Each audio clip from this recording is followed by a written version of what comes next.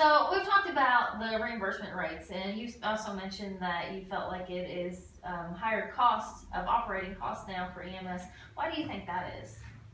I think you see the training requirements and things go up for especially advanced level care, and then just technology of the evolving pre-hospital medical care field.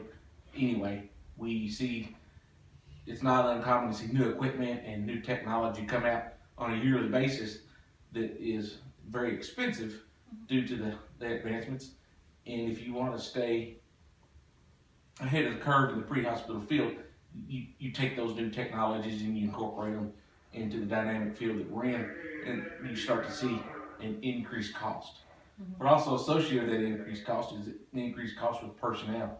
I think it's something, if I had to pick a second topic that we specifically are going to face a crisis mode here in the state, is the shortage of paramedics due to the decreasing number of trainees coming out, the decreasing number of paramedic schools that are teaching.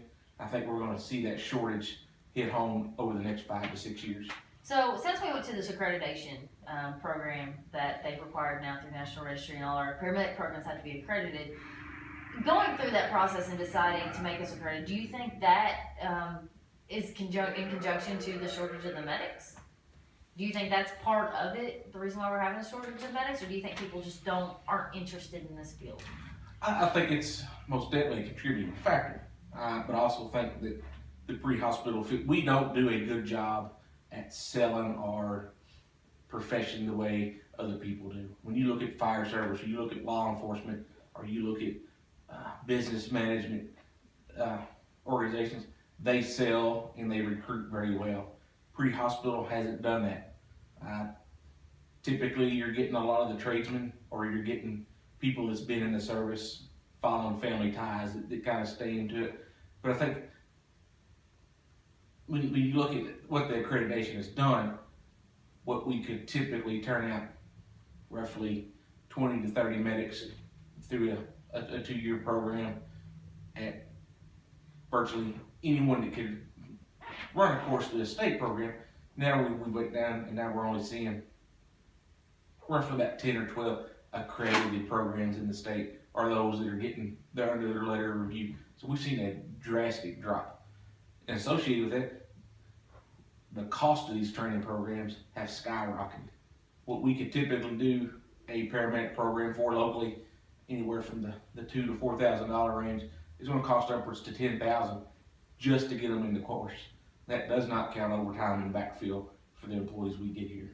So for us as an agency who will be hurting with the paramedic shortage, what can we do, or is there anything that we're thinking about doing to remedy that? Obviously, it won't be something that'll be remedied in the next year, but within the 5 years that you're saying we'll be hurting, is there something we're going to do to fix that? I think we're on the brink of having a regional paramedic course open up a little bit closer to where we can get people into. But also I think that we as an organization may need to start eyeballing, do we need to accredit a program here? In speaking with some of our state leaders, the advanced EMT, they keep selling, this is a gap. This will help bridge the gap, but they're about 5 years away from being accredited themselves. So we're gonna be right back into the same boat. So either way, if we go medic or we go advanced EMT, you're still looking at 5 years down the road. Yes. So if we have a 5-year gap that we're going to be short, and we're going to be hurting for paramedics. I think over the next 2 years we'll start to get some students in and have those returned back to us. So I don't think it's going to be uncommon to see our numbers start to rise by 5 to 6 over a 2-year period, that we start to backfill those paramedic slots. Okay. Is there any other thing else that you feel like is a problem in EMS today? Especially since you've been in it for so long, is there anything else that you feel like you've seen change drastically and not for the better? We've seen a lot of things change, but as far as a drastic demotivator or a hindrance to pre-hospital, I think those are probably the 2 biggest.